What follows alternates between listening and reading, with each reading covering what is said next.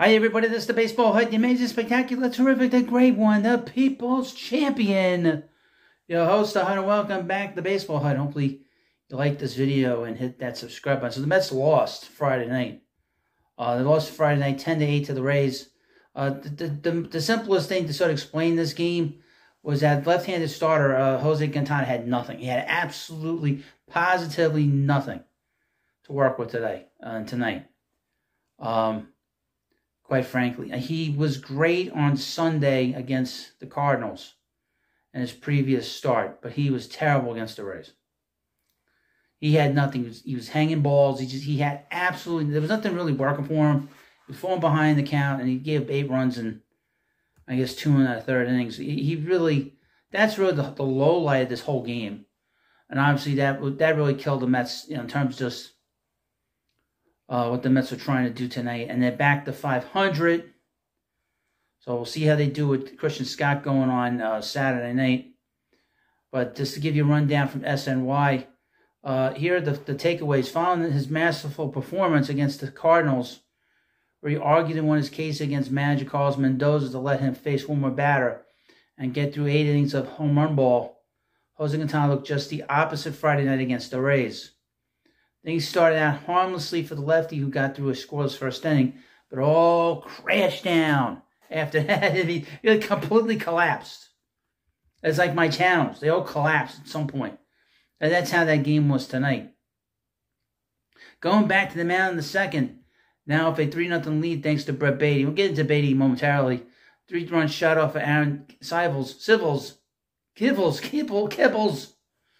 What the hell his name is. In the top half of the inning, Quintana wasn't able to secure a shutout inning, coughed up the lead by allowing 3 runs to score and 4 hits in the bottom half. 3 of the 4 hits had an exit velocity of more than 100 miles per hour. So they were crushing him. The 35-year-old was to have 2 for 8 earned runs, 10 hits in 2 2/3 innings, raising his ERA from a 3.48, which was really good, to 5.20. That's the one thing about early in the season, is that the ERA can go up and down, up and down.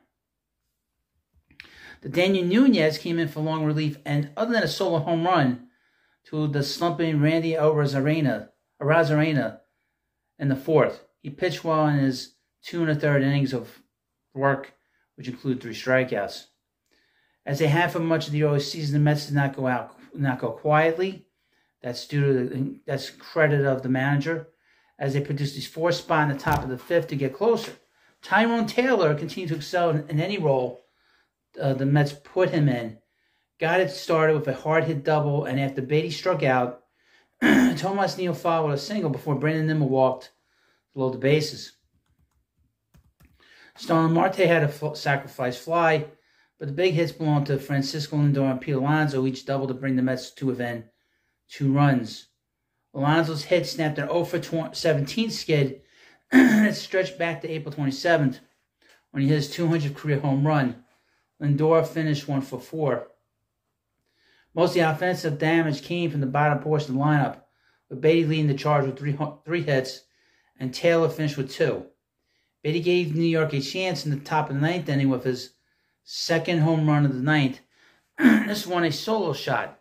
It was the third baseman's first career multi-home run game, as he now has 3 homers on the year. Now, the Mets made it even more interesting because Brandon Nimmo hit a double, and then the game ended on a Starlin Marte strikeout. But to get into Baty a little bit, he had 3 hits in the game. He had a big game tonight. I mean, really, this was probably his best game in the majors. Gary Cohen said it during the game, and it was his best start, his best game as a player. He's played really good defense. He's really turned it around defensively, because obviously last year he was terrible defensively, and his defense has been very strong. And quite frankly, give him a lot of credit, and he's put in all the work to get himself in a good position to succeed.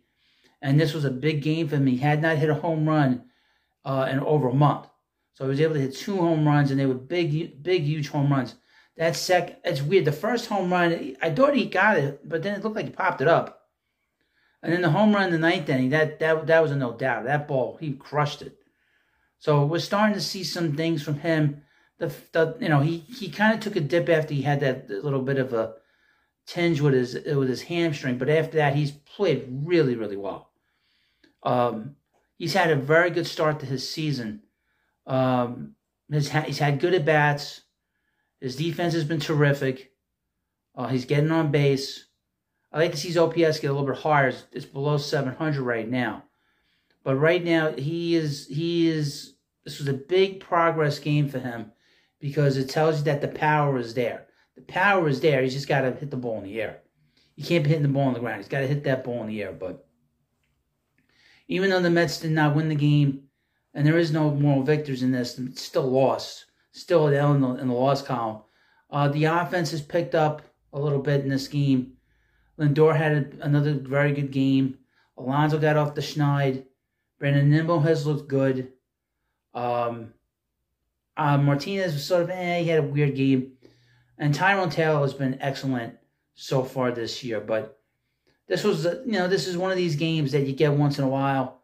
They tried their best to get back in the game after they were down by 6 runs. But when you give up 8 runs to a very good team, they've been a good team for a long time. Don't let their record fool you.